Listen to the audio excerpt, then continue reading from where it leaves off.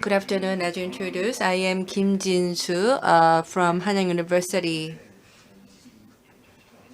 Thank you very much for inviting me to the SICEM 2022. And also, I will try to give you as clear explanation as possible. It's commissioned by Professor Park. So I'm going to cover the three agenda. First, I will talk about the energy security issues, and then the energy security for Korea. Then I'm going to talk about the strategies. I haven't really spent a lot of time thinking about the strategies, but I will just suggest several strategies that could be possible for a stable electricity supply. Here you can see the classical definition on the energy security issue. Everybody agrees that we are now having energy security crisis, but how broad, how big, and how serious it is. So when we say energy crisis, the example that is most frequently cited is the oil crisis in the 1970s and 80s. At that time, the nominal price was about $4 but then it increased to $11. And then in the second oil crisis, it increased from $11 to $40. So you can, and recently we also experienced some double price increase.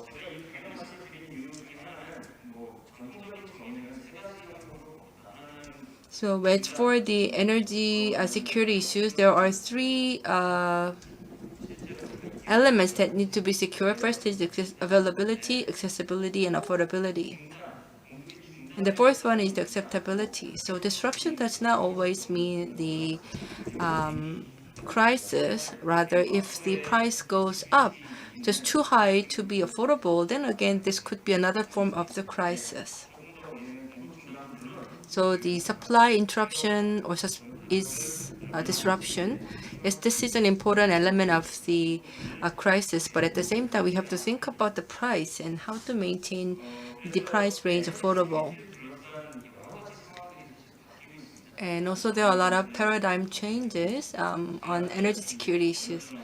As you know, the energy transition is a big trend, and also the renewable energy has already achieved the grid parity with the conventional energy in many countries, although not in Korea.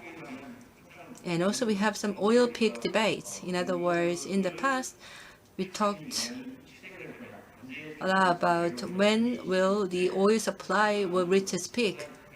But today, no one talks about the supply peak. Rather, everyone talks about demand peak. And we believe that at least 2030, demand peak will be reached. And also, there are always geopolitics issues and the war. And also, there are several critical minerals for energy transitions. So the availability of these critical minerals. Again, this is another important issue for energy security. So just like the person like me who studied the energy security, we use the term called energy resilience to refer to the energy security. And here you can see the IEA schematic drawing. So there are three aspects. The first one is the storage. And for the storage, in the past, we didn't really put a lot of thought on that. But after the first oil crisis, especially if you think about how IEA has come into being, you see stock draw was created to respond to the potential oil crisis. But the electricity is something that cannot be stored. And the second is the production adjustment. So especially when it comes to natural gas and oil, sometimes countries agree to reduce the production or sometimes increase the production. In other words, there is a room for production adjustment. And the third one is the demand adjustment. So we have utilized these three methods to address the energy security issues. And because this is an international conference for international audience, I would like to briefly explain you about the Korean situation, but I think everybody is aware of this, so I'm going to skip this. when we make some presentation in the international conference about the Korea situation, because Korea has a very unique situation. So many foreign audiences do not really have deep understanding about the Korean market. That's why I wanted to explain a little bit about the Korean situation, but I'm going to skip that because most of the audiences today are Korean. And here you can see the four major changes that we experienced. Number one, carbon neutrality. Second is the changes in global value chain. It's not triggered by the energy, rather GVC itself is now being changed. So I think that those who study trade, they will also see the paradigm shift in the global value chain. In the past, there were some production hubs, including China. However, the roles of the production hub have now been changed, and also the industries have been sophisticated. And also, Industry 4.0 has brought about a lot of relevant industries which changed the GVC or global value chain. It also has some repercussions on the energy sector. And the third major trend is the regionalization or geopolitical tension, or let's say the formation of the economic bloc. So this is what's opposite to the globalization. And the first one is the financing. Why is financing important for energy security? It's because whether it's the natural gas or the nuclear energy, they are included in the taxonomy, but the criteria is very strict. So as for the nuclear, there should be the safe storage facilities that can store the high intensity waste. So you can see that for the assets that supply energy, more and more financing and investment will be difficult to be secured, which means that in terms of the energy security, the risk will go up. This is what Professor Park briefly talked about. So this is the UK case on electricity supply. It was back in 2018, and it was the report on the strategy for energy security.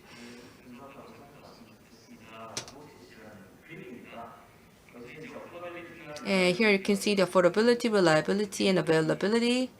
These are the classical definition of the, or element of the classical definition of the electricity security, and there is one more element that is added, which is sustainability.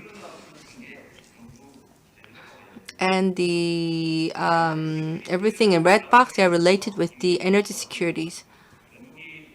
So countries like the UK, as you know, in terms of the carbon reduction, in fact, the UK has remained well on track, and by 2030, I believe they will continue to be on track to achieve the carbon neutrality by its predefined time. And they have pursued a strong electrification. So for example, like regarding the LOLE, yes, this concept has been introduced and public approval. And as for the sustainability, what the UK used was the environmental sustainability. But what we need, I think, is financial sustainability as well to ensure energy security. Already, the several utilities have gone bankrupt in the UK and Korea, although we have successfully responded to the energy crisis. I'm not quite sure whether we have really done a good job with these means for sustainability or sustainable business, because we are already in the red for a protracted period of time, like the Coex and also the CAPCO. So in this situation with the massive deficit, we cannot really say that we have sustainable business. So in the sense, financial sustainability should be introduced for electricity security. And hydrogen is something that's distant, so I will skip that again. But for the long term, I believe stable supply of hydrogen will also significantly matter the electricity security for Korea. Especially from 2025, we are going to have a demonstration project for the ammonia and hydrogen. As you know, in the US, Europe, the fertilizer companies have been closed down because the methane to produce the hydrogen, the price of the methane has increased a lot, and which could not be afforded by these fertilizer companies. And this indicates some potential threat for Korea. And again, this is the description of the Korean situation for international audience. And Professor Park talked about the adequacy issue. As you know, when it comes to electricity security, these are the metrics that we use. So IEA used 6 metrics for electricity security assessment. And also Professor Park said that we have to utilize these metrics to come up with the electricity security plan.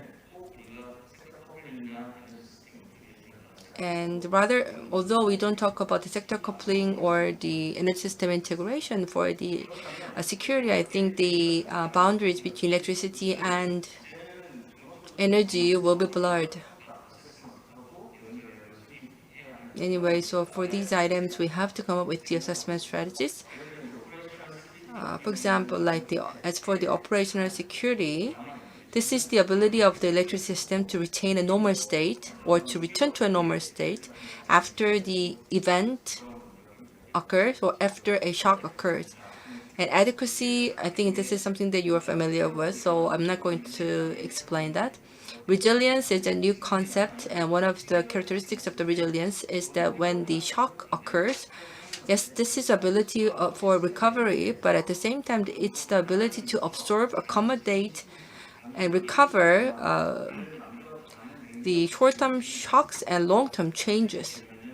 So here you can see the concept of the resilience. It includes the absorption, accommodation, as well as long-term changes. So when we talk about electric security, we tend to think only about the short-term aspects, but resilience reminds us that we have to have some long-term measures as well. And reliability, robustness, and stability. I'm sure you're familiar with all of these, especially for those who studied electrical engineering. These are the quantifiable metrics to assess the security. And in addition to these 6 metrics, we have to develop some additional in order to have a comprehensive assessment on the electricity security. And this is the IEA's definition for the strategies for stable electricity supply. And this is the flow that we have to follow. And when we talk about security, if you look at the Europe or other countries, one of the options that's always available is the state interconnection. But this is not something that's available in Korea because we are a peninsular.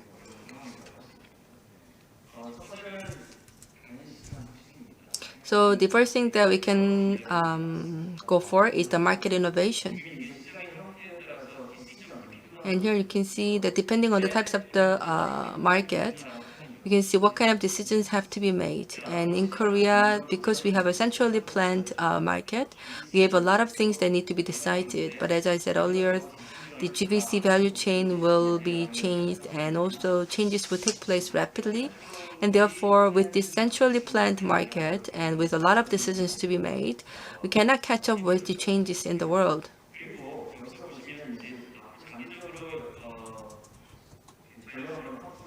And in order to secure long-term energy stability,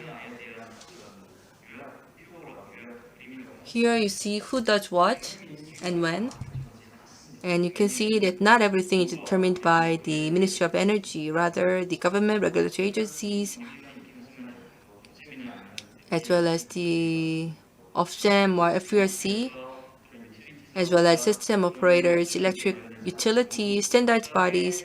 All of them will have their own roles to play. So here you can see roles and responsibilities of these different stakeholders. So I think this is the market that Korea should aim for. Only then electricity security can be secured and strengthened. Now let's take a look at each step. So even from the planning phase, we have to redefine the process. So the Professor Kim talked about the quantum leap or quantum jump, and I believe that I agree that we need such a giant step. So we have to introduce something that's innovative and unprecedented. And we have a lot of cases to benchmark. So this is not something that we have to reinvent the wheel. So for example, like fast frequency response or the new infrastructure, we can learn from other countries' examples. And another thing that's important is that when we talk about electricity security, it is no longer about electricity. Rather, gas security is another important aspect. So when we talk about electricity security, gas security is something that we must consider as well. That's what developed nations talk about. And because Korea does have a structure that's very vulnerable, as you know, we have the depletion of the Donghae gas reserve, and therefore we have to rely on import for 100% for gas supply. And the KPX currently does have an isolated network, but still problems can happen against our expectation. For example, like you ask the third party to upgrade your system, and it could be the source of problem, or there could be a hacking accident or a cyber attack to disrupt the market, and therefore for cybersecurity, this is something that we have to take a look and focus on. And in the end, it all boils down to the issues of money and financing. So how can we secure the fund for all of these investments? The answer is clear that the electricity tariff should be normalized and corrected. I understand that the now may not be the right time because we are experiencing high inflation. But in order to ensure the supply of the clean energy, we have to realize that the tariff system should be reformed. We cannot use clean energy at almost no price.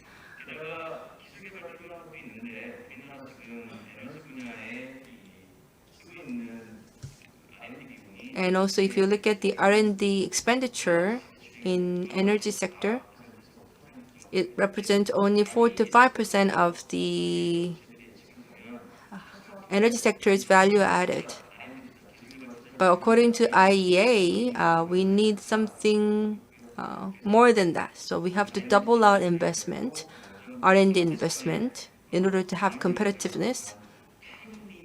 And also we have to make a timely investment, especially when it comes to network. The investment should be made in a timely fashion. But with the current market structure, it's very difficult to secure sources of funding and attract investment. And for security assessment, as you know, we have several indices, but we should develop the comprehensive index.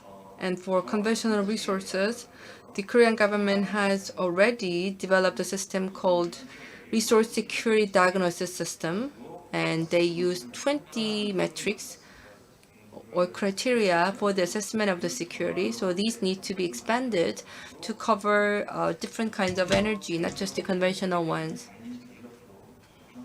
And electricity should be part of that assessment as well. So this is my last slide.